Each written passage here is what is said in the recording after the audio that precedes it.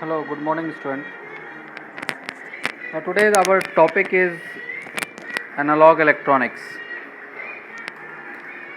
and it is the third semester electronics department subject. And myself, Abhishek Manka, is the Department of Electronics Engineering in Government Polytechnic Katiyawar. Basically हमें ये जानना है कि क्यों हम लोग एनालॉग इलेक्ट्रॉनिक्स पढ़ते हैं और ये सब्जेक्ट क्यों आया एनालॉग इलेक्ट्रॉनिक्स और इसमें क्या पढ़ना है, क्या करना है. तो सबसे इम्पॉर्टेंट पॉइंट होता है कि अगर किसी सब्जेक्ट को हम पढ़ते हैं तो क्यों पढ़ते हैं. तो ये एनालॉग इलेक्ट्रॉनिक्स में आपको देखने को मिलेगा कि जो आप इलेक्ट्रॉनिक्स एलिमेंट यूज़ करते हैं, आप जो इलेक्ट्रॉनिक्स सर्किट में जो इलेक्ट्रॉनिक्स एलिमेंट यूज़ करते हैं, वो इलेक्ट्रॉनिक्स एलिमेंट के बारे में जानिएगा, उसके एप्लीकेशंस के जो जानिएगा. जैसे एग्जांपल के तौर पर अगर हम लेते हैं डायोड, तो उस डायोड क्या है, डायोड का फैब्रिकेशन कैसे होता है और डायोड के क्या एप्लीकेशंस हैं. अगर हम ट्रांजिस्टर को देखते हैं तो ट्रांजिस्टर क्यों यूज़ करते हैं, क्या एप्लीकेशंस है. अगर हम मॉसफेट को देखते हैं तो मॉसफेट क्या है, क्यों आया, जब ट्रांजिस्टर था तो मॉसफेट क्यों आया, क्या किसको कौन ओवरकम कर रहा है, इसके बारे में हम जानेंगे. उसके बाद आप ऑसिलेटर देखेंगे और उसके बाद सबसे important in the last term that is an power amplifier. जब हम आपके पास एम्पलीफायर था तो क्यों पावर एम्पलीफायर आया और पावर एम्पलीफायर का क्या एडवांटेज है. इन सब सारे चीज़ों को हम लोग वन बाय वन डिस्कस करेंगे हमारे लेक्चर्स में. बट ये जो सारे कंपोनेंट्स हैं और सारे कंपोनेंट का यूज़ करके हम लोग एक सर्किट बनाते हैं. आप अपने घर में देखते होंगे कि आपके पास कभी आप टीवी देखिए या कोई भी एक इलेक्ट्रॉनिक्स सर्किट कंपोनेंट देखिए या इलेक्ट्रॉनिक्स आइटम देखिए, उसके अंदर एक इलेक्ट्रॉनिक्स सर्किट होता है. उस इलेक्ट्रॉनिक सर्किट के अंदर क्या फ़्लो होता है, उस इलेक्ट्रॉनिक सर्किट के अंदर आपका करंट फ़्लो होता है, उस इलेक्ट्रॉनिक सर्किट में आपका वोल्टेज ड्रॉप होता है. तो इन सब चीज़ों को आप फाइंड आउट करेंगे कि कितना करंट उस सर्किट में फ़्लो हो रहा है, कितना वोल्टेज फ़्लो हो रहा है, कितना टोटल पावर ट्रांसमिट हो रहा है. तो इन सब चीज़ों को हम कैसे फाइंड करेंगे, तो उन सब चीज़ों को हम लोग फर्स्ट स्टडी करें. क्योंकि अगर हम सर्किट बना लिए, अगर हम डायरेक्ट सर्किट की ओर चलते हैं कि हम सर्किट बना लिए, तो हम कैसे देखेंगे कि हमारा सर्किट सही है या नहीं, इसमें सही से करंट फ्लो हो रहा है या नहीं. अगर करंट फ्लो हो रहा है तो कितना करंट फ्लो हो रहा है, तो कैसे कैलकुलेट करेंगे. ये सब के बारे में जानना पहले ज़रूरी है, फिर हम लोग सर्किट के बारे में जानना स्टार्ट करेंगे. फिर उस सर्किट से पहले उस सर्किट एलिमेंट्स के बारे में जानेंगे. तो today our main focus on the Kirchhoff's law. Kirchhoff's law का यूज़ करके हम लोग उस सर्किट में फ़्लो होने वाले करंट को फाइंड करेंगे और उस सर्किट में कितने वोल्टेज ड्रॉप हो रहे हैं उसको फाइंड करेंगे by the using of Kirchhoff's law. Now we will move to the lecture 1. This is the lecture 1 and now we will read the Kirchhoff's law. Now the first slide is the content of the Kirchhoff's law and this is called as introduction of Kirchhoff's law, Kirchhoff's voltage law. Now the second one is called as circuit analysis of the KVL. हम लोग पहले Kirchhoff's law के बारे में जानेंगे और उसके बाद जानेंगे कि जो एक सर्किट ले लेंगे और सर्किट को एनालाइज करेंगे कि कैसे हम लोग किरचॉफ्स वोल्टेज लॉ को अप्लाइड कर रहे हैं और कैसे हम लोग फाइंड आउट करेंगे वोल्टेज और करंट. नेक्स्ट है will Kirchhoff's current law and Kirchhoff's current law के बारे में जानेंगे, कहाँ पर किरचॉफ्स करंट लॉ लगता है, क्या उसका स्टेटमेंट है, क्या उसका प्रिंसिपल है किरचॉफ्स करंट लॉ का. उसके बाद एक क्वेश्चंस करेंगे और उस क्वेश्चंस के बाद हम लोग बिल्कुल अंडरस्टैंड हो जाएंगे कि कैसे कैसे किरचॉफ्स करंट लॉ लगता है. और उसके बाद एक छोटा सा क्विज़ होगा, उस क्विज़ में देखेंगे कि आप लोग कितना ऑब्जेक्टिव, कितना क्वेश्चंस सॉल्व कर पाते हैं, कितना अंडरस्टैंड हुआ है. And then we will discuss to the next lecture. Now introductions of Kirchhoff's law. Introductions of Kirchhoff's law में हम देखेंगे कि first way introductions of the history of the Kirchhoff's law. Kirchhoff's law की हिस्ट्री के बारे में जानेंगे, who is the inventions of the Kirchhoff's law. Next introductions and then फिर the type of the Kirchhoff's law.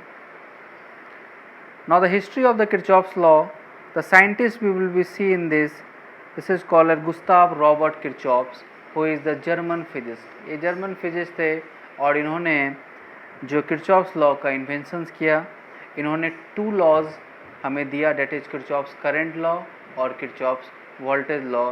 ये 2 लॉ हम लोगों को दिया।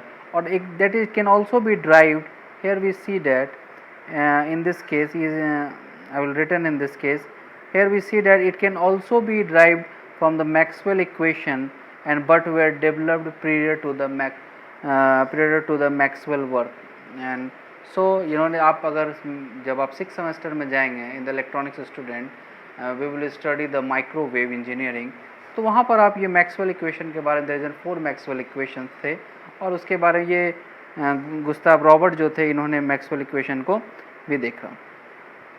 Now next we discuss some point, okay, that will be go to this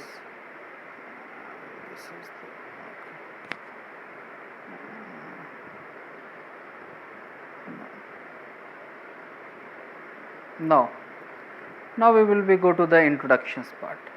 Now in this introductions part we will be see there is a pair of law, I will handwriting in this case, and there is a pair of law, and we will see there is a 2 law. I will say that in the restrictions of the current and voltage in the electrical circuit. In the electrical circuit में there is a current and this 2 important point is an voltage flow in the electrical circuit. तो Kirchhoff's law का use करके हम लोग current और voltage उस electrical circuit में कितने फ्लो हो रहे हैं वो हम लोग फाइंड आउट करेंगे by using this Kirchhoff's law.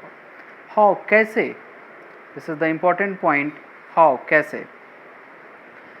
The first of this state, यहाँ पर we see that the first of these states that any given instant the sum of the voltage around any closed path or loop in the network is 0। इसका मतलब ये है कि पहला law इसका statement ये है कि जो sum of the voltage drop across the close loop, एक क्लोज लूप में कितने वोल्टेज ड्रॉप हो रहे हैं उसका एल्जेब्रिक अगर हम सम करते हैं वो इक्वल टू 0 होता है। मतलब केवीएल इट इज़ द, मतलब किरचॉफ्स के पहला स्टेटमेंट यह था कि अगर हम किसी लूप में देखें कितना वोल्टेज ड्रॉप हो रहा है inside the loop and that is equal to 0, this is the first statement we say. Now we go to the second statement. Second statement we will say that second statement at any junctions of the path or node, we see that these 2 important point we will discuss. I will go, and this 2 important point, there is a node, एक word it says that node and there is a path. The second state that any junctions is path or node in network, the sum of the current arriving at any instant is equal to the sum of current flowing away.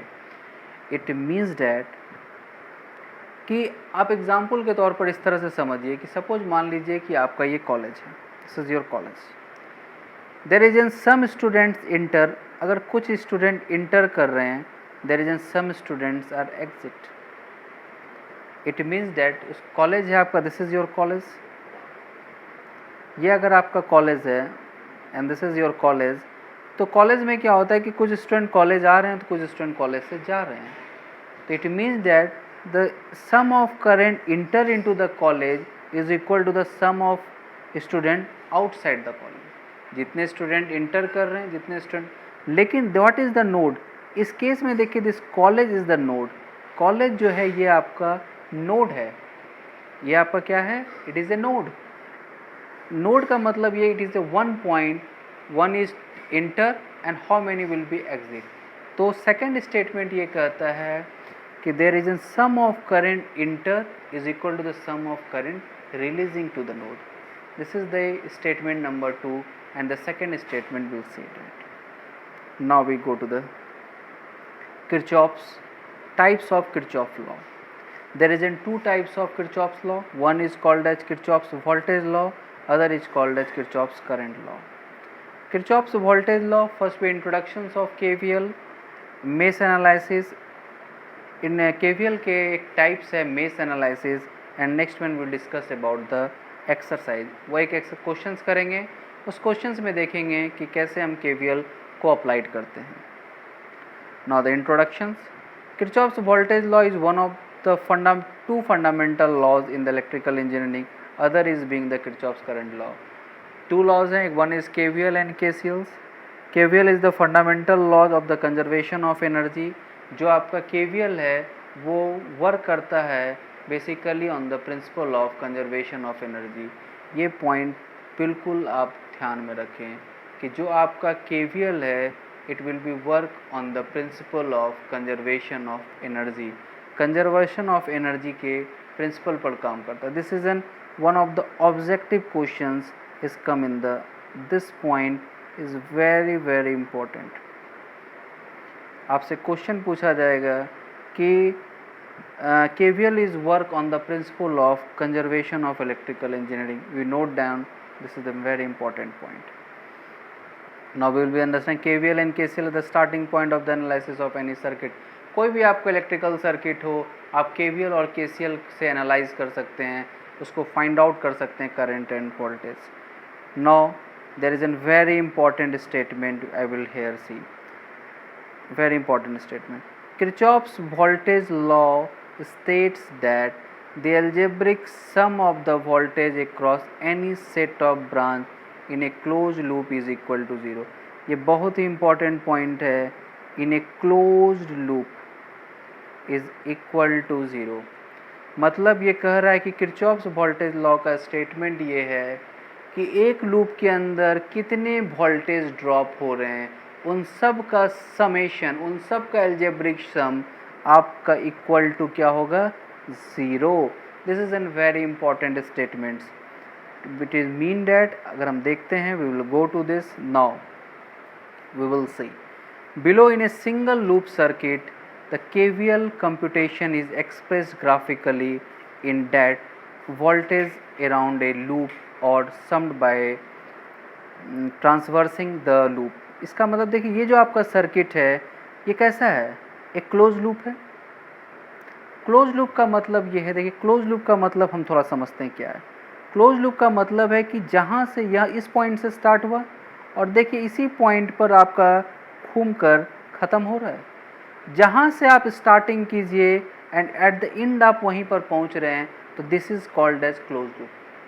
तो ये आपका एक circuit जो है this is a close loop circuit. Okay, now this is your resistance part.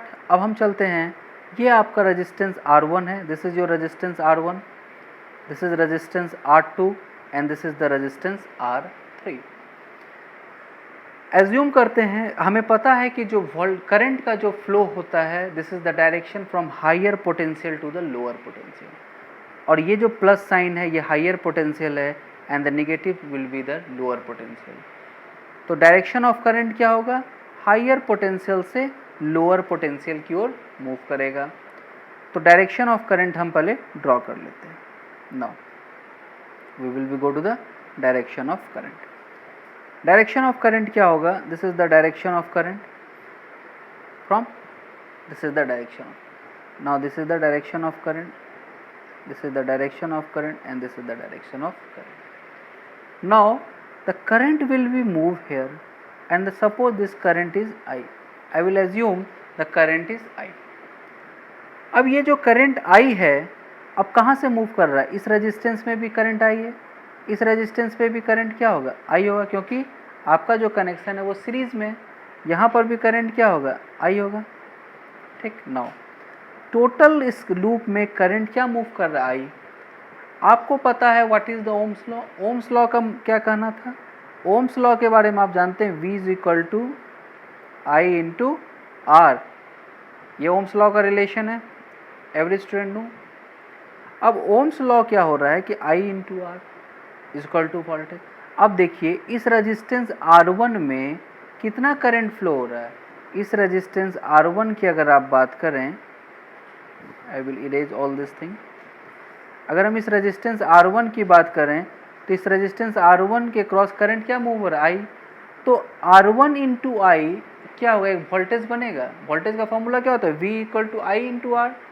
एक current I move कर रहा है रेजिस्टेंस R1, तो हमने इसको क्या लिख दिया, this is called as VR1. मतलब रेजिस्टेंस R1 के लिए करंट क्या मूव होगा I इंटू R1 होगा। तो this is the voltage drop across this resistance, इस रेजिस्टेंस के क्रॉस आपका वोल्टेज ड्रॉप हो रहा है। Now we will see in this resistance R2 की अगर हम बात करें तो R2 पे करंट क्या आ रहा है, I करंट आ रहा है, and the voltage drop R2 is VR2।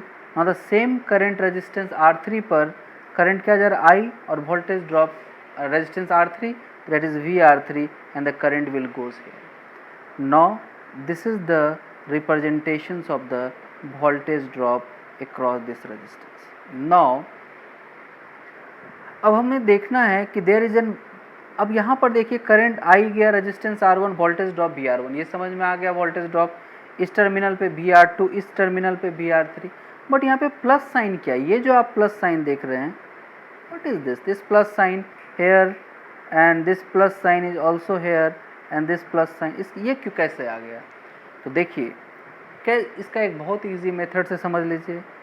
आपको ये समझना है कि जहाँ से करंट इंटर कर रहा है, आपके इस रेजिस्टेंस के इस टर्मिनल पर करंट इंटर कर रहा है, आई विल बबल हेयर, यहाँ पर करंट इंटर कर रहा है और यहाँ से करंट रिलीज़ हो रहा है। तो जिस टर्मिनल पे करंट आपका इंटर करेगा दिस इज़ द प्लस, और जहाँ से वो रिलीज़ करेगा it is the minus sign. ये हमेशा ध्यान रखना है, क्योंकि रेजिस्टेंस आपका कैसा है, बाई डायरेक्शनल एलिमेंट है, मतलब डायरेक्शन ऑफ करंट किधर भी हो there is a no change in the characteristics में कोई चेंजेस नहीं आता है।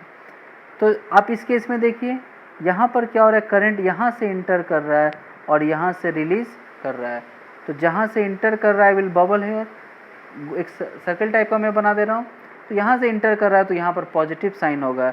अब देखिए इस टर्मिनल पर इंटर कर रहा है तो यहाँ पर पॉजिटिव होगा और करंट विल गोज हियर, ठीक है। Now this is an important point to understand. Now how to write an equation. अब हम ये इक्वेशन कैसे लिखेंगे, सबसे पहले आप समझ गए सारी बातों को, अब मैं धीरे धीरे पॉइंट करता हूँ कि कैसे वर्किंग करता है ये, ठीक है। Now we will be go. Now अब हमें ये इक्वेशन देखना है कि ये इक्वेशन कैसे लिखा गया। देखिए आपका ये क्लोज लूप में कितने वोल्टेज ड्रॉप हो रहे हैं, 1 2 3 and 4, there is an 1 voltage drop, 2 3 and 4 voltage drop हो रहे हैं, ठीक है। तो वोल्टेज ड्रॉप देखते हैं फर्स्ट केस में क्या है।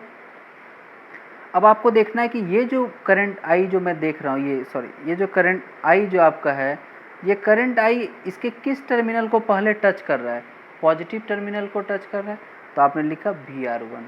अब ये करंट होते हुए इसे किस टर्मिनल को पहले टच कर रहा है, प्लस टर्मिनल को, तो VR2।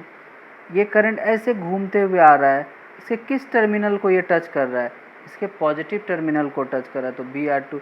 और यही करंट जब घूमते हुए आकर इसके किस टर्मिनल को टच कर रहा है, इसके निगेटिव टर्मिनल को टच कर रहा है, तो जहाँ पर निगेटिव होगा तो मैंने लिखा -10 इज इक्वल टू 0। तो this is the resulting of the KVL equation. KVL equation का आपने मेथड समझ लिया। Now there are the sum statement. The KVL equation is obtained by traversing a circuit in the either direction and writing down unchanged the voltage of each element whose positive terminal is entered first and writing down the negative of any of the voltage। ये कह रहा है कि जो direction of current है वो आप उसको चेंज कर सकते हैं। हमने हायर पोलरिटी से लोअर पोलरिटी लिया, आप लोअर से हायर पोलरिटी की ओर मूव करा सकते हैं। द डायरेक्शन ऑफ करंट आप पर डिपेंड करता है। The loop must start and end at, मैंने जो कहा एक क्लोज लूप की बात मैंने कहा कि जहाँ से स्टार्ट कर रहे हैं वहीं पर आपको एंड करना है। आप कहीं से भी स्टार्ट कीजिए, वहाँ पर आपको एंड आके कर देना है। Note that a current direction must have been assumed the current creates a voltage across each resistor and fix the position of the plus or minus sign so that the passive sign is conventional to obey. Assume the direction and polarities. Assume the directions and the polarities of the voltage across the resistor must be arrangement of the passive sign in the KVL। जो मैंने अभी कहा कि voltage across the resistor drop sign जो मैंने बताया कि plus, जैसे जस्ट मैंने will see go to the plus sign में कैसे डिनोट कर रहा हूँ, वी विल सी दैट जिस डायरेक्शन से करंट फ्लो होगा और जिस पॉइंट से रेजिस्टेंस के इंटर करेगा, just I will see here the terminal, तो वो आपका एक होगा पॉजिटिव टर्मिनल, और जहाँ से वो करंट लीव करेगा रेजिस्टेंस से, that is the negative terminal. Same point. Now the voltage in the loop may be summed in the either direction. It may no difference except the change all the sign in the resulting equation, and mathematically speaking it is as if the KVL equation is multiplied by minus sign and stated to this. These are the statement we will remember that. Now the summation of the voltage term and done in the either direction. We will see that there is a very important point we will see. Here we see that this is the direction we will go to this. There is a direction will goes here. You will see this arrow, and this is the direction. And here we will see the direction is here because we will see in this arrow. Now what are the difference in the equations we see that. हम लोग ने इस directions को read कर चुके हैं. इस directions में हमने देखा कि इसके पॉजिटिव टर्मिनल को, वोल्टेज के पॉजिटिव टर्मिनल को टच कर रहा है तो VR1, फिर ये करंट मूव करके इसके पॉजिटिव टर्मिनल को टच कर रहा है तो VR2, फिर ये करंट इसके पॉजिटिव टर्मिनल को टच कर रहा है तो प्लस VR3, और ये इसके निगेटिव टर्मिनल को टच कर रहा है तो -10. वी विल सी, हमने ये चीज़ देख लिया है कि ये इस तरह से रिप्रेजेंटेशन होता है. हम आते हैं इस डायरेक्शन में. इस डायरेक्शन में अब आपका डायरेक्शन ऐसे था, अब हम इस डायरेक्शन से अगर हम लेते हैं, सपोज हमने इस डायरेक्शन से फॉलो किया, अब अगर हम इस डायरेक्शन से फॉलो करते हैं कि हम इस डायरेक्शन से अगर लेना चाह रहे हैं तो कैसे लें इस डायरेक्शन. तो इस डायरेक्शन से लेना चाहेंगे तो सबसे पहले क्या आएगा, +10 volt. We will be written as +10 volt. फिर क्या आएगा, -VR3, क्योंकि ये इसके निगेटिव करंट किस डायरेक्शन को टच कर रहा है, माइनस साइन को, तो we will written as -VR3. फिर ये इसके किस टर्मिनल को टच कर रहा है, माइनस को, तो will written as -VR2, and the direction will goes, it will be written as -VR1, and it will be again goes to this +10. You understand? This is the way. आप किसी तरह से भी लिखें. देखिए यहाँ केस में इसको देखिए तो आप VR1 + VR2 + VR3 = 10 वोल्ट होगा, और इस केस में क्या होगा, we will be erase here. 1 minute wait. Now we see that in this equation we see that, okay, sorry.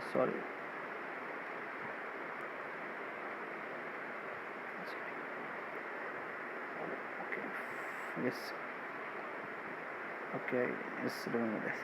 Yes, here see that is VR1 + VR2 is equal to again 10 volt. There is a no difference. We will be change only the direction of current. Now here we see that I will change the direction of current. मैंने first case में, इस case में हमने लिया था the current will goes from higher polarity to the lower polarity. इस case में हमने लिया करंट का डायरेक्शन, हमने लिया हायर पोलरिटी से लोअर पोलरिटी की ओर, और इस केस में हमने जो डायरेक्शन लिया है, this is the direction from lower polarity to high. इस केस में हमने क्लॉकवाइज लिया, this is the direction of the clockwise. Written it is in clockwise direction and this is an anti clockwise direction. And I will see that इस case में हमने देखा कि ये अगर इस डायरेक्शन में ले रहे हैं तो ये इसके पहले पॉजिटिव टर्मिनल को टच करेगा. This is the first, you will written positive terminal VR1, it is written as VR1. फिर ये डायरेक्शन आएगा VR2 इसके पॉजिटिव, और इसके पॉजिटिव टर्मिनल को टच करेगा +VR3, and again it will be goes to minus negative sign, it is an -10, that is equal to 0. And अगर हम इस डायरेक्शन को फॉलो करते हैं तो इस डायरेक्शन को फॉलो करते हैं तो वी विल बी सी कैसे फॉलो करेंगे. सपोज मान लीजिए हमने यहाँ से स्टार्ट किया, वी विल सी हेयर, अगर हमने इस डायरेक्शन को ऐसे फॉलो किया तो सबसे पहले हम VR1 को लेते हैं. VR1 को लेते हैं तो VR1 के किस टर्मिनल, ये जो डायरेक्शन फॉलो कर रहे हैं तो किस टर्मिनल को पहले टच करता है, पोटेंशियल के निगेटिव टर्मिनल को टच कर रहा है पहले. ये एरो सबसे पहले किस टर्मिनल को टच कर, निगेटिव, तो हमने लिखा -VR1. फिर आइए यहाँ पे आए +10, ये पहले किस टर्मिनल को टच कर रहा है, इसके वोल्टेज के पॉजिटिव टर्मिनल को, तो हमने लिखा +10 वोल्ट. ठीक है, अगर आपको समझने में थोड़ा दिक्कत हो रहा है तो फर्स्ट आप विल हेयर एक इस तरह समझिए. फिर से अगर हम पॉजिटिव टर्मिनल को, पहले इस डायरेक्शन को फॉलो कर रहे हैं तो पहले पॉजिटिव टर्मिनल को टच किया तो 10 वोल्ट. उसके बाद आइए ये इसी किस टर्मिनल को टच कर रहा है, निगेटिव टर्मिनल को पहले टच कर रहा है तो -VR3. फिर आगे बढ़िए, इसके किस टर्मिनल को टच कर रहा है,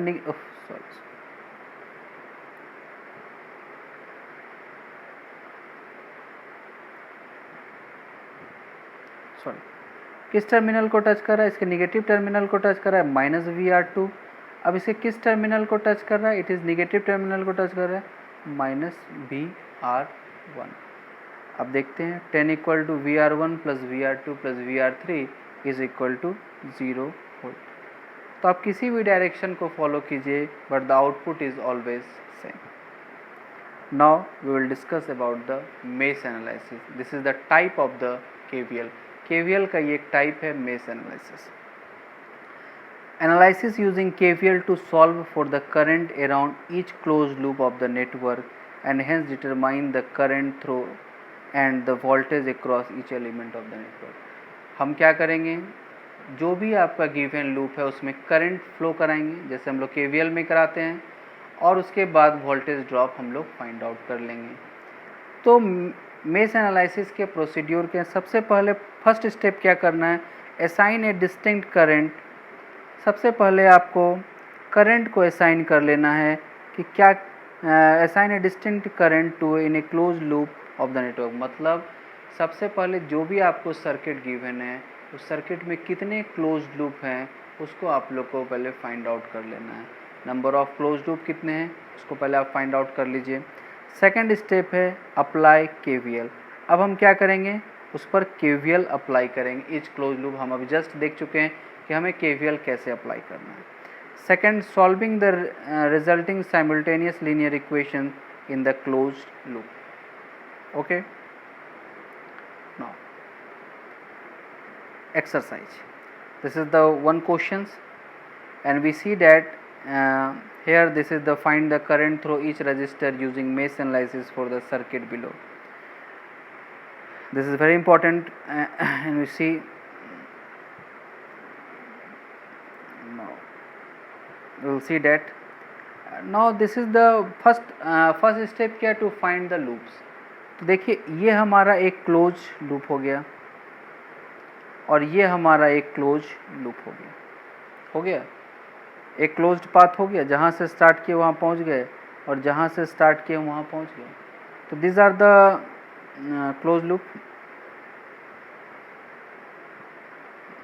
this is the second close loop हो गया। तो कितने क्लोज लूप बन गए, तो हमारे पास 2 क्लोज लूप बन गए। ठीक है, चलिए अब देखना ये है कि चलिए ठीक है हमारे पास 2 क्लोज लूप हो गए, तो कितने करंट के इक्वेशन बनेंगे। हर लूप के लिए एक इक्वेशन बनेगा। तो मान के चलते हैं कि इस लूप के लिए करंट हमारा I1 जा रहा है और इस लूप के लिए हमारा करंट I2 जा रहा है।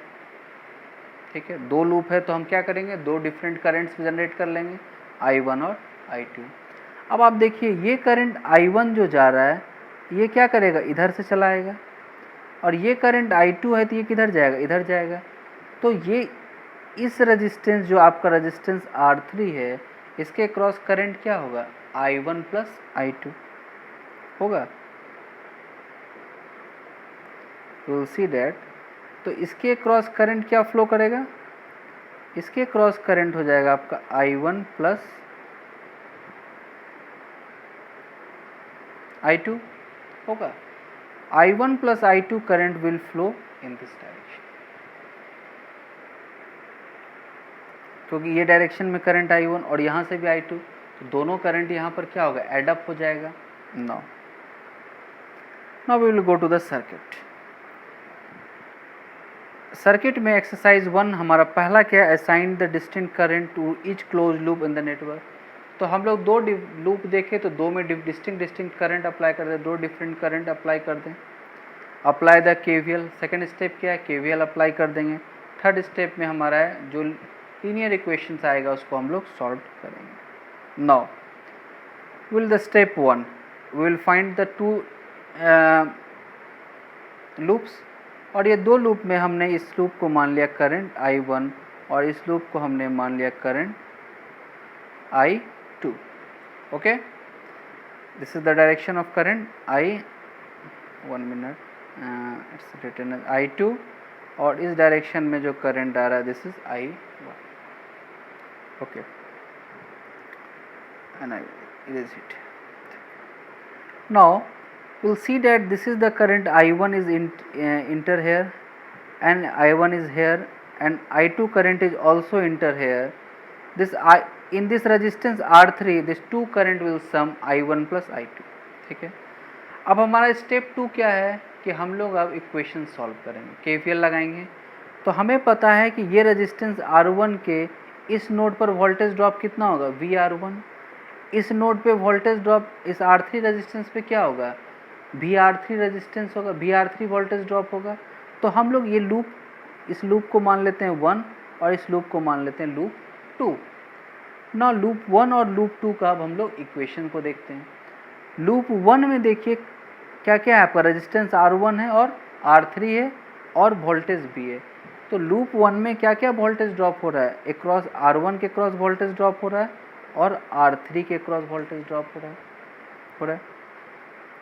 चलिए अब हम देखेंगे कि क्या क्या वोल्टेज ड्रॉप हो रहे हैं। ठीक है, we will see this is loop 2।